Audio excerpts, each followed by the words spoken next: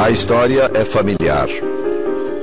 Um homem, uma mulher, um fruto tentador, um jardim e uma serpente.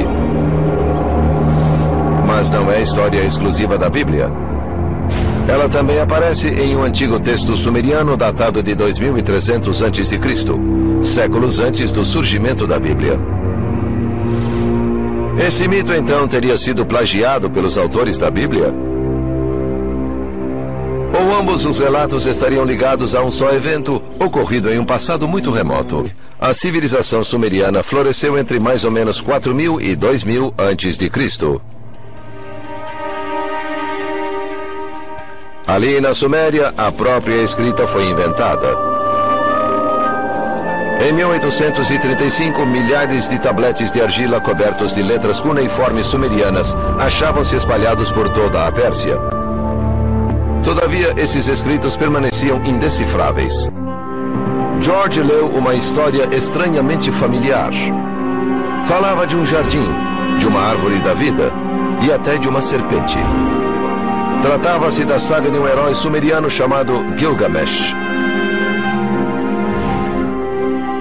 É um dos grandes épicos da literatura mundial e uma das primeiras peças literárias que temos, oriundas da Mesopotâmia, hoje Iraque. Escrita em cerca de 2000 a.C., a lenda conta a história do herói Gilgamesh, que procurava o segredo da vida eterna. Ele soube que o Jardim do Paraíso existira um dia, mas fora destruído por um grande dilúvio.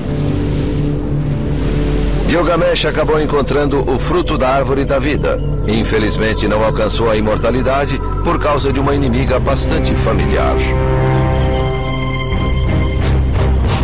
No épico de Gilgamesh, é a serpente que o engana. Do mesmo modo como nos enganou no Jardim do Éden. A serpente agiu tentando-nos e levando-nos a desobedecer a Deus. Com isso, afastou-nos da imortalidade e do paraíso.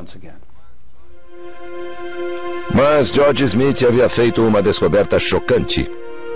O épico de Gilgamesh é pelo menos 1000 anos mais velho do que a Bíblia hebraica. Os estudiosos começaram a se perguntar: seria o livro do Gênesis com a história do Jardim do Éden descendente de uma mitologia anterior? A Bíblia não surgiu do nada. Há indícios de todo tipo em seus textos, que podem ser rastreados até a Mesopotâmia, o Antigo Egito, até as mais remotas regiões do Velho Mundo. Estão preservados como a mosca no âmbar, nos livros que chamamos de textos sagrados. A descoberta de indícios da antiga Mesopotâmia levou os estudiosos a indagar se o Jardim do Éden não teria sido imaginado, nos primeiros tempos, como localizado em algum ponto da Mesopotâmia clássica. A história de Noé e da sua arca é tirada diretamente das tradições. O conceito de dilúvio é presente em todas as antigas civilizações e em mais de 200 diferentes citações em diferentes períodos e tempos. Contudo, não será preciso ir muito além da fonte pré-cristã para encontrar a epopeia de Gilgamesh, escrita em 2600 a.C. Esta história fala sobre grandes inundações ordenadas por Deus, uma arca com animais salvos e até mesmo o libertário retornar da pomba, entram em concordância com a história bíblica, entre muitas outras semelhanças. E depois há a história plagiada de Moisés, sobre o nascimento de Moisés. Disse que ele foi colocado numa cesta de cana e lançado ao rio para evitar um infanticídio. Ele foi mais tarde salvo pela filha de um rei e criado por ela como um príncipe. Esta história do bebê numa cesta foi retirada do mito de Sargão de Acade por volta de 2250 a.C. Depois de nascer, Sargão foi posto numa cesta de rede para evitar o infanticídio e lançado ao rio. Foi depois salvo e criado por Aqui, uma esposa da realeza Acádia. Além disso, Moisés é conhecido como legislador, portador dos 10 mandamentos e da lei mosaica. Contudo, a ideia de a lei ser passada de um deus para um profeta numa montanha é também antiga. Moisés é somente um legislador numa longa linha de legisladores na história mitológica. Na Índia, Manou foi o grande legislador. Na ilha de Creta, Minos ascendeu ao monte Ida, onde Zeus lhe deu as leis sagradas. Enquanto que no Egito, Moisés tinha nas suas pedras tudo o que Deus lhe disse. E no que diz respeito a estes 10 mandamentos, foram retiradas a papel químico do feitiço 125 do Livro dos Mortos do Antigo Egito. O que é que o Livro dos Mortos dizia? Eu nunca roubei, tornou-se tu nunca roubarás. Eu nunca matei, tornou-se nunca matarás. Eu nunca menti, tornou-se nunca levantarás falsos testemunhos. E por aí adiante. A religião egípcia é, no fundo, a base fundamental para a teologia judaico-cristã. Batismo, vida após a morte, julgamento final, imaculada concepção, ressurreição, crucificação, a arca da aliança, circuncisão, salvadores, comunhão sagrada, dilúvio, Páscoa, Natal, a passagem e muitas outras coisas e atributos são ideias egípcias, nascidas muito antes do cristianismo ou judaísmo.